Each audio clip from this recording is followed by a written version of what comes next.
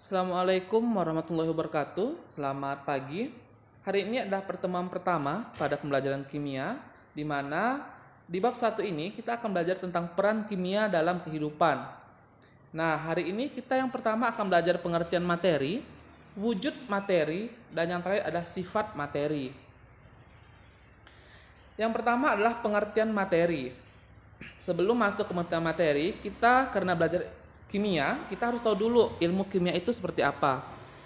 Ilmu kimia adalah cabang dari ilmu IPA atau ilmu pengetahuan alam yang secara khusus mempelajari tentang materi, ditinjau dari struktur, komposisi, dan sifat-sifat materi dan perubahan materi, serta energi yang menyertai perubahan materi tersebut. Nah, sedangkan materi sendiri adalah segala sesuatu yang mempunyai massa dan menempati suatu ruang atau mempunyai volume. Materi sering diistilahkan sebagai suatu zat yang selalu kita jumpai di alam sekitar. Berdasarkan definisi tersebut, maka materi mempunyai besaran massa dan besaran volume atau ruang. Yang pertama adalah besaran massa. Massa adalah suatu ukuran atau kuantitas yang menunjukkan jumlah materi yang terkandung dalam suatu benda. Semakin banyak materi penyusun benda tersebut, semakin besar massanya. Tapi ingat, sebagian orang mendefinisikan massa sama dengan berat. Padahal, definisi massa tidak sama dengan berat. Massa selalu tetap dimanapun benda tersebut berada. Sedangkan berat akan berubah-ubah, tergantung dari gaya gravitasi tempat materi tersebut berada. Untuk satuan massa biasanya dalam gram atau kilogram. Nah, coba kalian perhatikan di tabel berikut perbedaan antara massa dan berat. Massa definisinya adalah jumlah partikel yang pada suatu zat. Sedangkan berat adalah gaya gravitasi yang bekerja pada benda yang memiliki massa. Untuk simbol, massa simbolnya adalah M. Dan berat simbolnya adalah W. Nah, untuk mencari berat, kalian bisa menggunakan W sama dengan M kali G. Atau W sama dengan massa dikali gravitasi. Untuk satuan, massa satuan kilogram. Sedangkan berat satuannya Newton. Jenis besaran. Massa jenis besaran pokok dan skalar hanya memiliki nilai. Tapi untuk jenis besaran pada berat, itu adalah turunan dan vektor karena memiliki nilai dan arah. Sifat yang selanjutnya adalah massa sifat di semua tempat selalu sama. Sedangkan berat sifatnya tergantung pada gaya gravitasi. Yang terakhir adalah alat ukur. Untuk mengukur massa, alat yang digunakan adalah neraca. Sedangkan alat yang digunakan untuk mengukur berat adalah neraca pegas atau dinamometer. Nah, contoh di samping itu adalah perbedaan antara massa dan berat. Misal ada 1 kilogram, tapi di berat itu 10 Newton. Di massa itu ada 10 kilogram, tapi untuk berat 100 Newton. Yang terakhir, di massa ada 200 kg, tapi untuk berat ada 2000 Newton. Yang kedua adalah besaran volume. Setiap benda yang kita jumpai di alam sekitar selalu mempunyai volume. Volume menunjukkan banyaknya ruang atau tempat yang ditempati oleh suatu materi. Misal, air yang di dalam botol kalian tuangkan ke dalam gelas, maka air akan mengikuti bentuk gelas. Bisa juga misalnya air yang di dalam ember kalian masukkan ke dalam baskom, maka air bakal mengikuti bentuk dari si baskom tersebut. Selanjutnya, yang B adalah wujud materi. Wujud materi ini dibagi menjadi 3. Yang pertama gas, yang kedua adalah cair, yang ketiga adalah padat. Nah, yang pertama yang kita akan bahas adalah materi berwujud gas. Materi yang berwujud gas tidak mempunyai bentuk yang tetap. Bentuk atau wujudnya tergantung pada wadah yang ditempati gas tersebut. Sifat lainnya adalah gas mudah dimampatkan dan volumenya dipengaruhi oleh suhu dan tekanan serta bentuk wadahnya. Jarak antar partikel pada gas sangat renggang karena gaya tarik-menarik antar partikel sangat lemah. Oleh karena itu, gas mudah untuk dikompresi. Contoh materi berwujud gas adalah udara, gas asetilina dalam tabung yang digunakan untuk mengelas, dan uap air. Yang kedua adalah materi berwujud cair. Materi yang berwujud cair selalu berubah bentuk sesuai dengan wadahnya, serta volumenya selalu tetap dan tidak dipengaruhi oleh wadahnya. Materi berwujud cair tidak dapat dimampatkan seperti halnya gas, karena gaya tarik antar partikel zat cair relatif cukup kuat sehingga jarak antar partikelnya juga cukup rapat dan terdapat ruang cukup untuk bergerak atau berpindah. Contoh materi berwujud cair adalah minyak goreng, bensin, alkohol, oli, air, dan sirup. Nah, yang ketiga adalah materi berwujud padat. Materi yang berwujud padat selalu memiliki wujud yang tetap dan tidak terpengaruh oleh wadahnya. Materi berwujud padat juga tidak dapat dimampatkan karena jarak antar partikel pada zat padat sangat dekat. Karena gaya tarik-menarik antar partikel sangat kuat sehingga partikel-partikel tersebut tidak dapat bergerak leluasa karena nilai kerapatannya sangat tinggi sehingga hanya dapat bergetar saja. Contoh materi berwujud padat itu adalah besi, aluminium, tanah, dan kapur. Nah, mengapa materi dapat berwujud cair, padat, dan gas? Sekarang kalian perhatikan gambar. Partikel antara padat, cair, dan gas itu berbeda-beda. Yang saya jelaskan tadi, pada padat jarak partikelnya itu sangat dekat karena gaya tarik-menarik antar partikel itu sangat kuat. Sedangkan di cair, gaya tarik antar partikel ini relatif cukup kuat sehingga jarak antar partikelnya juga cukup rapat, tetapi terdapat ruang cukup untuk bergerak atau berpindah. Nah, sedangkan di gas, jarak antar partikel pada gas sangat renggang karena gaya tarik-menarik antar partikel sangat lemah. Oleh karena itu, gas mudah untuk dikompresi. Sekarang kita akan bahas sifat dari zat padat, zat cair, dan zat gas.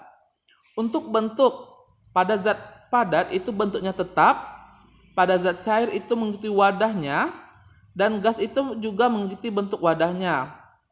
Sedangkan untuk volume, pada zat padat itu tetap, volume zat cair itu tetap, volume zat gas ini tergantung pada tempatnya. Kompresibilitas atau pemampatan massa jenis. Pada zat padat tidak dapat dimampatkan, umumnya mempunyai massa jenis yang besar. Sedangkan zat cair sulit untuk dimampatkan karena mempunyai massa jenis yang sedang. Sedangkan zat gas mudah dimampatkan karena mempunyai massa jenis yang sangat kecil. Sifat yang terakhir adalah kemudahan untuk mengalir. Zat padat itu tidak dapat mengalir, sedangkan zat cair dan gas sama-sama dapat mengalir. Materi yang terakhir adalah sifat materi. Sifat materi itu dibagi menjadi dua, ada sifat fisik dan sifat kimia. Nah, komputer, laptop, atau netbook sudah bukan menjadi benda yang sulit didapatkan, karena hampir di setiap pekerjaan selalu menggunakan tiga benda tersebut. Jika kita mengamati komponen-komponennya, misal pada laptop, terdapat casing yang terbuat dari senyawa polikarbonat dan pembungkus kabel charger yang terbuat dari polietilena. Masing-masing benda atau materi tersebut mempunyai sifat yang berbeda. Misal, casing polikarbonat mempunyai sifat yang keras dan tahan panas, sedangkan pembungkus kabel memiliki bentuk yang lunak dan mudah terbakar. Dengan mengikuti sifat-sifat dari suatu materi, kita dapat mengenal materi dan dapat membedakan antara materi yang satu dengan materi yang lain. Sekarang kita bahas sifat fisik. Sifat fisik adalah sifat zat yang berhubungan dengan perubahan fisika. Sifat ini berhubungan dengan indera kita, misal mata, telinga, lidah. Nah, sekarang kita bahas satu persatu. Yang pertama adalah warna. Warna berkaitan dengan indera penglihatan. Contoh, misal buah pisang yang masih muda itu berwarna hijau, sedangkan buah pisang yang sudah mulai masak itu akan berwarna kuning. Karena di sini untuk melihat warna kita menggunakan indera penglihatan. Misalnya juga contoh lain, kalian dapat membedakan warna kulit teman kalian antara kulit yang berwarna coklat, berwarna hitam, dan berwarna putih. Nah, yang kedua adalah rasa. Rasa berkaitan dengan indera perasa atau lidah. Contohnya, garam dapur akan terasa asin, gula akan terasa manis, dan obat yang kita minum akan terasa pahit. Namun, tidak semua rasa itu perlu kita ketahui, karena tidak boleh mencicipi sembarangan untuk mengetahui sifat dari materi tersebut. Yang ketiga adalah bau. Bau berkaitan dengan indera penciuman. Kita akan mudah mengenal senyawa hidrosulfit dari bau busuknya yang khas. Demikian pula dengan bunga yang ada di halaman rumah. Bau harum bunga melati akan berbeda dengan harum bunga mawar. Yang keempat adalah kekerasan. Kekerasan berkaitan dengan keras lunaknya suatu materi. Contoh, casing laptop yang keras, sedangkan pembungkus kabel charger bersifat lunak atau lentur. Yang kelima adalah kemagnetan. Kemagnetan berkaitan dengan kemampuan untuk dipengaruhi oleh medan magnet. Nah, sifat kemagnetan di sini terbagi menjadi 3. Ada paramagnetik, kemudian ada feromagnetik, dan yang terakhir adalah diamagnetik. Paramagnetik ini adalah kurang dapat ditarik oleh medan magnet. Contohnya adalah aluminium. Sedangkan feromagnetik dapat ditarik semua oleh medan magnet. Contohnya adalah besi. Yang terakhir adalah diamagnetik, tidak dapat ditarik oleh medan magnet. Contohnya adalah emas dan perak. Nah, yang terakhir adalah daya hantar listrik. Berkaitan dengan kemampuan materi penghantar listrik, berdasarkan daya hantar listriknya, ini dibagi menjadi 2, ada konduktor dan isolator. Konduktor dapat menghantarkan listrik dengan baik, contoh besi dan tembaga. Sedangkan isolator tidak dapat menghantarkan listrik, contoh kayu, plastik, dan pembungkus kabel listrik. Nah, sifat yang terakhir adalah sifat kimia. Di sifat kimia, contoh seperti sepeda motor, mobil dapat bergerak tentunya karena adanya bahan bakar bensin. Bensin yang kita isi melalui SPBU akan habis jika berkendaraan atau jika kendaraan tersebut digunakan. Hal ini karena bensin terbakar dan menghasilkan energi yang dapat menggerakkan mesin. Bukti terbakarnya bensin adalah adanya asap yang keluar dari knalpot atau noda hitam di sekitar knalpot. Peristiwa terbakarnya bensin merupakan salah satu sifat kimia yang sering kita jumpai dalam kehidupan sehari-hari. Demikian pula pada peristiwa konsleting listrik yang dapat menyebabkan terbakar atau hangusnya perangkat elektronik.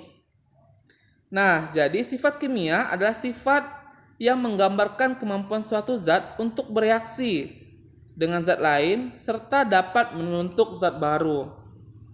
Beberapa zat kimia adalah sebagai berikut. Yang pertama adalah keterbakaran. Sifat yang menunjukkan mudah atau sukarnya suatu zat terbakar. Contoh, bensin lebih mudah terbakar dibanding oil.